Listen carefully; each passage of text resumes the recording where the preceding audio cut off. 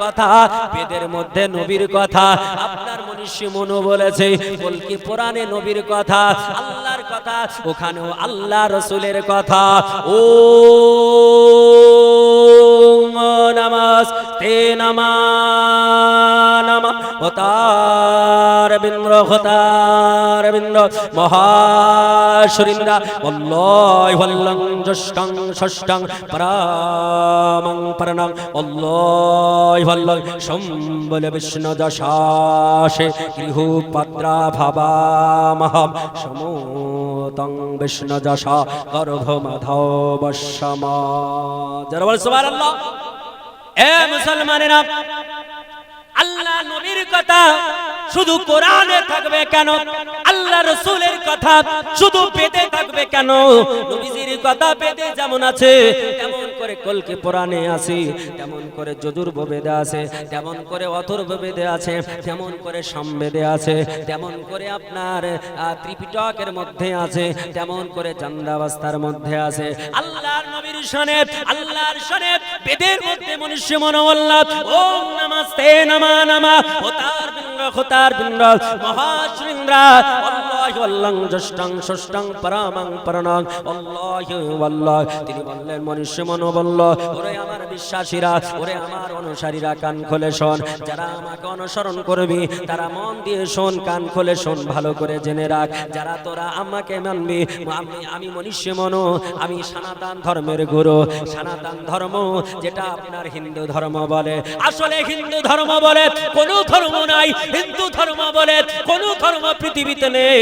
ওই ধর্মটার নাম হলো সনাতন ধর্ম। সনাতন ধর্মের ধর্মগুরু মনুষ্য মনু তিনি বলছেন, যদি তোরা আমাকে ফলো করিস, যদি তোরা আমাকে মেনে নিস, তাহলে শুনে রেখে দে, জেনে রেখে দে, তোরা তাহলে 360টা খোদা বলবি না, 360টা মাবুদ বলবি না, 360টা ভগবান বলবি না, 360টা গড বলবি না, 360টা এমন করে ঈশ্বর বলবি না। যারা ঈশ্বর বলবে ঈশ্বরই ডাকবে, ঈশ্বরীকে ডাকবি না। কারণ যারা যা পৃথিবীর জমিনে, আমি দুনিয়ার মানুষ তোদেরকে জানিয়ে দিলাম, শুনে রেখে দে। হতার বিন্দ্র মহাশৃঙ্দ্র, যিনি সমগ্র দুনিয়াটাকে সৃষ্টি করেছেন, যিনি সারা পৃথিবীটাকে তৈরি করেছেন, তিনি আর অন্য কেউ নয়। তিনি বললেন তিনি হলেন আল্লাহু আল্লাহ, তিনি মাত্র এক আল্লাহ, এক রব্বে কায়নাত রব্বুল আলামিন। তিনি এক, তিনি ওয়াহদাহু লা শারীক, যেটা আমার আল্লাহ কোরআন পাকে বলেছে। কোরআন শরীফ 30 পারা সূরা ইখলাসে আমার আল্লাহ বললেন, কুল, নবী আপনি বলে দিন আল্লাহু আহাদ, আল্লাহ হলো এক। আর মনুষ্য মনু বেদের মধ্যে বললেন আল্লাহু আল্লাহ, আল্লাহ হলো এক। এক আল্লাহকে তোরা মানবি, 360টা মাবুদের পূজা করবি না, 360টা ভগবান ডাকবি না, 360টা ভগবানকে বলবি না, কালীকে ভগবান বলবি না, দুর্গাকে ভগবান বলবি না, সরস্বতীকে ভগবান বলবি না, এমন করে আপনার রামকে ভগবান বলবি না, এমন করে দুনিয়ার বুকে কোনোদিন সীতাকে ভগবতী বলে ডাকবি না। কারণ আল্লাহ যিনি হবে, আল্লাহর কোনো পুরুষ স্ত্রীলিঙ্গ নেই, আল্লাহর কোনো পুরুষ লিঙ্গ নেই, আল্লাহর কোনো উভয় লিঙ্গ নেই। আল্লাহ এক বচন থেকে দ্বিবচন হয় না। যদি ভগবান বলে কাউকে ডাকিস তাহলে ভগবতী পৃথিবীতে থাকবি, তাহলে শিরক হয়ে যাবে। যদি তোরা ঈশ্বর বলে ডাকিস তাহলে তার ঈশ্বরই থাকবে, এটাও শিরক হয়ে যাবে। যদি তোরা বড় বড় স্টাইল করে বড় জ্ঞানী বলে আল্লাহকে গড বলে ডাকিস তাহলে তার বহু বচন এস বা ইএস যোগ করলে সিঙ্গুলার থেকে প্লুরাল হয়ে যাবে। গডস মানে অনেকগুলো আল্লাহ হয়ে যাবে। কিন্তু আল্লাহ বলেছেন আল্লাহু আহাদ, আল্লাহ হলো এক। আর মনুষ্য মনু তিনিও বললেন আল্লাহু আল্লাহ, আল্লাহ হলো এক। এক আল্লাহকে বলে এক আল্লাহ ডাকবে। এই জন্য বলেছে there is no God but Allah, আল্লাহকে গড বলে নয়, যে ভাষায় ডাকো আল্লাহ বলে ডাকো, আমার স্রষ্টাকে স্রষ্টা বলে ডাকো। মনীষী মনু বলল, এই পৃথিবীর জমিনের মানবেরা, ও আমার অনুসারীরা, দুনিয়ার বুকের সনাতন ধর্মের মানুষ, তোমরা কান খুলে শোনো। এই পৃথিবীর জমিনে আমাদের এই দুনিয়ার বুকে আল্লাহ তাআলা কলির কলকি অবতারকে পৃথিবীতে পাঠিয়েছিলেন। মনীষী মনোবেদের মধ্যে বলতেছেন কলির কলকি অবতার পৃথিবীর কল্যাণের জন্য এসেছিলেন। তিনি কোন দেশে এসেছিলেন, তিনার বাবার নামটা কি হবে, তিনার মায়ের নামটা কি হবে, তিনার নামটা কি হবে, তিনি কত তারিখে এসেছিলেন, পুরনো কথা আল্লাহ পাক রব্বে কায়নাতের বান্দা মনীষী মনু আপনার বেদের মধ্যে বলে দিলেন। কলকি পুরাণের মধ্যেও কথাটা রয়েছে। তিনি বললেন সম্বলে বিষ্ণু যশাসে ক্লিওপাত্রা ভাবা মহাম। তিনি বললেন যেই কলির কলকি কলির কলকি অবতার তিনি আপনার সম্বল শহরে পৃথিবীর বুকে জন্মগ্রহণ করবে। সম্বলে বিষ্ণু যশাসে তিনি সম্বল শহরে জন্মগ্রহণ করবে। আর বিষ্ণু যশাসে তার পিতার নাম হবে বিষ্ণু যশা, তার পিতার নাম হবে বিষ্ণু যশা, তার মায়ের নাম হবে সৌমতি। দুনিয়ার বুকে পৃথিবীর জমিনে আসবে। এখন সম্বল শহর কোনটা? সম্বল শহর কাকে বলা হয়? সংস্কৃত ভাষায় সম্বল শহর, আরবিকে ট্রান্সলেট করলে হয় দারুল আমান, আর বাংলায় ট্রান্সলেট করলে হয় আপনার শান্তিপূর্ণ শহর। পৃথিবীর জমিনে যত শহর আছে সব শহরগুলোকে লক্ষ্য করে দেখুন, দুনিয়ার কোন শহরকে শান্তিপূর্ণ শহর বলা হয়নি। পৃথিবীর একটা শহরকে শান্তিপূর্ণ শহর বলা হয়েছে, যেটার নাম হলো মক্কাতুল মুকাররমা। একটু আস্তে বলা যাবে সুবহানাল্লাহ। মনীষী মনুতাই মোল্লা সম্বলে বিষ্ণু যশাসে তিনি সম্বল শহরে শান্তিপূর্ণ শহরে তিনি আগমন ঘটাবে। বাবার নাম হবে বিষ্ণু যশা। বিষ্ণু যশা এটা হলো সংস্কৃত ভাষা, আরবিকে ট্রান্সলেট করলে হয় আব্দুল্লাহ, আর বাংলায় ট্রান্সলেট করলে হয় আল্লাহর কৃতদাস। আমার নবীজির বাবার নামটা কি ছিল? আমার নবীজির বাবার নাম ছিল আব্দুল্লাহ। আমার নবীজির বাবার নাম হলো আব্দুল্লাহ। মনীষী মনু বলল ওই কলির কলকি অবতার তার পিতার নাম হবে আব্দুল্লাহ। তিনি বললেন তিনার মাতার নাম হবে এমন করে সৌমতি। সৌমতি আরবিকে ট্রান্সলেট করলে হয় আমিনা। আমার নবীজির মায়ের নাম ছিল আমিনা। আল্লাহর নবী বিশ্ব নবী পৃথিবীর জমিনে আসবে। ওই সম্বল শহরে কত তারিখে আসবে সেটাও আপনার কলকি পুরাণের মধ্যে সংস্কৃত ভাষায় লেখা আছে। তিনি বললেন দ্বাদশং শুল্ক পক্ষাসা মাধবী মাসি মাধব। তিনি বললেন মাধব মাসের 12 তারিখে তিনি পৃথিবীর জমিনে আসবে। মাধব মাস কোনটা বলা হয়? সংস্কৃত ভাষায় মাধব মাস, ওটাকে আরবিক মাস বলা হয় রবিউল আউয়াল।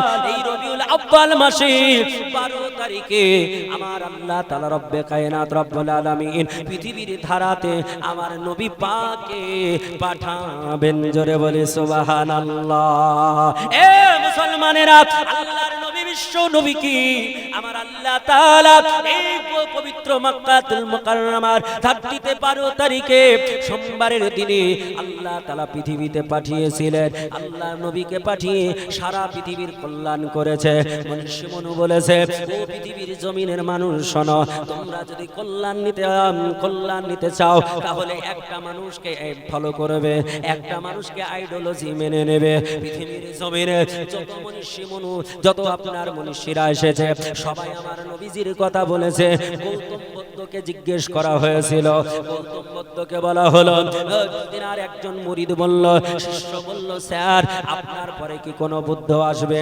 আপনি কি শেষ বুদ্ধ হবেন? তিনি বললেন আমি শেষ বুদ্ধ হব না, আমার পরেও একজন বুদ্ধ আসবে, আমার পরে একজন বুদ্ধ আসবে যিনি সর্বশ্রেষ্ঠ হবেন, তিনি দুনিয়ার বুকে শ্রেষ্ঠ হবেন, তিনার সম্মান সর্বঊর্ধ্বে হবে, তিনার সম্মানের উপরে কারো সম্মান হবে না।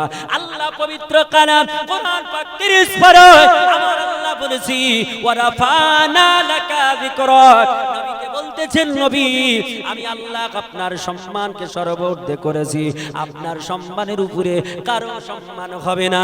জোরে বলি সুবহানাল্লাহ।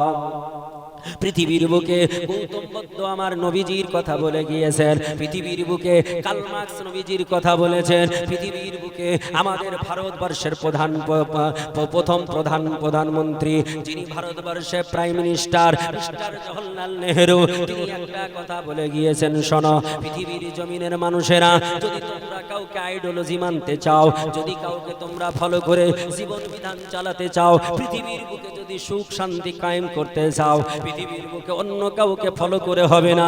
সে গৌতম বুদ্ধ হতে পারে, সে গুরু নানক হতে পারে, সে গুরু গোবিন্দ দাস হতে পারে, সে আবার শ্রী চৈতন্য দেব হতে পারে, সে আপনার রামদেব হতে পারে, সে কালমার্কস হতে পারে, সে গ্যালিলিও হতে পারে, সে নিউটন হতে পারে, সে দুনিয়ার যে কোনো মহাজ্ঞানী হতে পারে।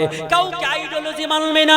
যদি মানতে হয় একজন ব্যক্তিকে মানবি, তিনি হচ্ছেন কলির কলকি অবতার, যার নাম হবে মুহাম্মাদুর রাসূলুল্লাহ, যিনার পিতার নাম হবে আব্দুল্লাহ, যিনার মায়ের নাম হবে আমিনা, যিনি জন্মগ্রহণ করবেন মক্কাতুল মুকাদ্দামার ধরতিতে, যিনি দুনিয়ার বুকে আসবেন, কুসংস্কার দূরীভূত হবে। তিনাকে যদি কেউ আপনার ফলো করে চলে, ইহ জগৎ তার কল্যাণ হবে, পরজগতে তার জন্য জান্নাত নসিব হয়ে যাবে। এ মুসলমানেরা, আল্লাহর নবী বিশ্ব নবীর কালেমা পড়ে যারা মুসলমান হয়ে যাবে, আল্লাহ তাদের জন্য চার আটখানা জান্নাত আল্লাহ উন্মুক্ত করে দেবে। পৃথিবীর জমিনের মানুষেরা অনেকে বলে আমরা কালেমা পড়ব, তো লা ইলাহা ইল্লাল্লাহ এটা পড়ে শেষ করে দেব।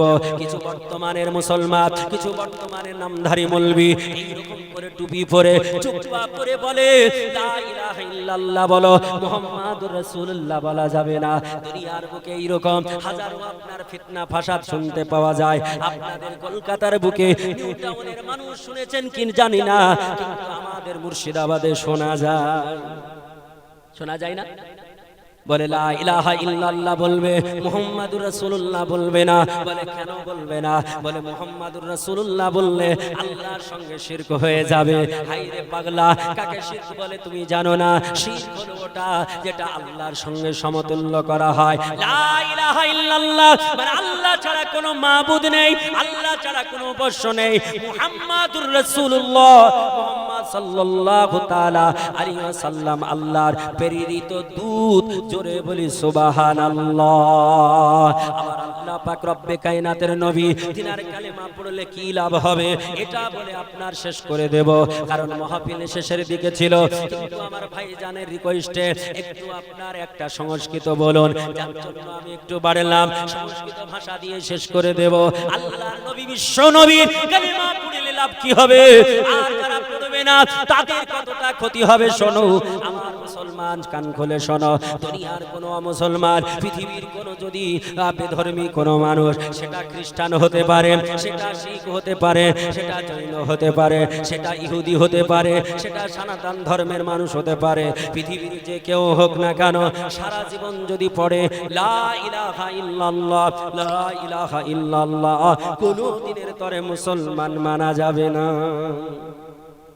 কোনদিন মুসলমান বলা যাবে না। যেই দিন বলবে লা ইলাহা ইল্লাল্লাহ মুহাম্মাদুর রাসূলুল্লাহ সাল্লাল্লাহু তাআলা আলাইহি ওয়াসাল্লাম, এটা যেই দিন মুখ দিয়ে উচ্চারণ করবে, অন্তর দিয়ে বিশ্বাস করে নেবে, অন্তর দিয়ে মেনে নেবে, সেই দিন তিনি পাক্কা সচ্চা মুসলমান হয়ে যাবে। জীবনে যত গুনাহ করেছে পূর্বে, সব গুনাহগুলো আমার আল্লাহ তাআলা maaf করে দেবে। আর লা ইলাহা ইল্লাল্লাহ এটা পড়লে তোমার লাভ কি হবে? এটা তো কালাম কোরআন থেকে বুঝলি, হাদিস থেকে বুঝলি, ইসলামিক থিওরি থেকে জানলে। শুনে রেখে দাও, জেনে রেখে দাও, বেদের মধ্যে আপনার লেখা রয়েছে, ও দুনিয়ার বুকের মানুষ শোনো, লা ইলাহা ইল্লু ইলাহা পরম পাদম আল্লাহি মুহাম্মাদান রাসূলুল্লাহ। বেদের মধ্যে সংস্কৃত ভাষায় মনীষী মনু বলল, ও পৃথিবীর জমিনের মানব, যদি কেউ লা ইলাহা ইল্লাল্লাহ পড়ে নাও, পরম পাদম লা ইলাহা ইল্লাল্লাহ পড়লে আল্লাহ তার গুনাহসমূহকে maaf করে দেবে, আল্লাহ গুনাহসমূহকে ক্ষমা করে দেবে। কিন্তু কেউ যদি মুহাম্মাদান রাসূলান, কেউ যদি মুহাম্মাদুর রাসূলুল্লাহ পড়ে নাও, আমার আল্লাহ পাক রব্বে কায়নাত তার জন্য জান্নাত ওয়াজিব করে দেবে। ও মুসলমানেরা, এই জন্য আমরা লা ইলাহা ইল্লাল্লাহ মুহাম্মাদুর রাসূলুল্লাহ পড়ি, এর প্রতি বিশ্বাস রাখি, এর প্রতি আমল করি। আমরা নবীর গোলাম, আমরা নবীকে ফলো করে চলি, নবীর আইন মেনে চলি, কারণ আল্লাহর কালাম কোরআন পাকে এটাই বলেছেন। আল্লাহ বললেন মা আতাকুমুর রাসূল, হাফেজ সাহেব আছেন, জিজ্ঞেস করুন। আমার আল্লাহ বলছেন মা তাকুমুর রাসূল, আল্লাহ বলছেন দুনিয়ার বুকের মানুষ শোনো, রাসূলুল্লাহ যাহা কিছু দেবে, মা তাকুমুর রাসূল, রাসূল যাহা কিছু দেবে, ফাখুযুহু, সেটা তোমরা সাদরে গ্রহণ করে নাও, সেটা অ্যাকসেপ্ট করে নাও।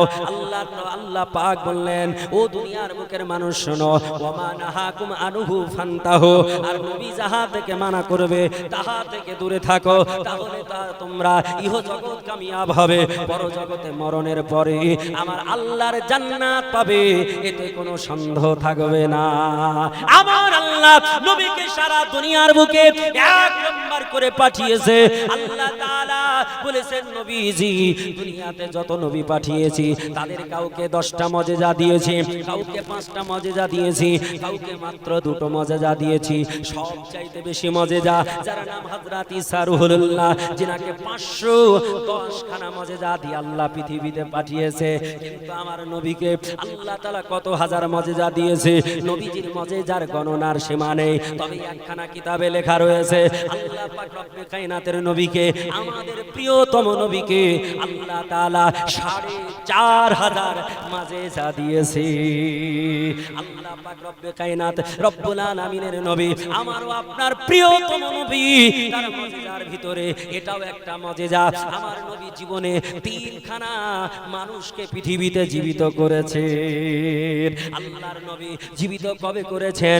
আল্লাহর নবী 2খানা মানুষকে জীবিত করেছেন নবুয়ত প্রকাশের পরে, আর একটা বাচ্চাকে জীবিত করেছেন নবীজির বয়স যখন মাত্র 4 থেকে 4.5 বছর। আমার নবী শিশু যখন 4 থেকে 4.5 বছর বয়স, আমার নবী ওই টাইমে একটা বাচ্চাকে জীবিত করেছে। ওই বাচ্চাটা কোথায় জীবিত করেছে, কোন জায়গায় জীবিত করেছে, বাচ্চাটা কোথায় মারা গিয়েছিল, আল্লাহর নবী বিশ্ব নবীর কথাটা কোন কিতাবের মধ্যে আছে, কিতাবটা কয় খণ্ডে বিভক্ত, ইনশাআল্লাহ আল্লাহ পাক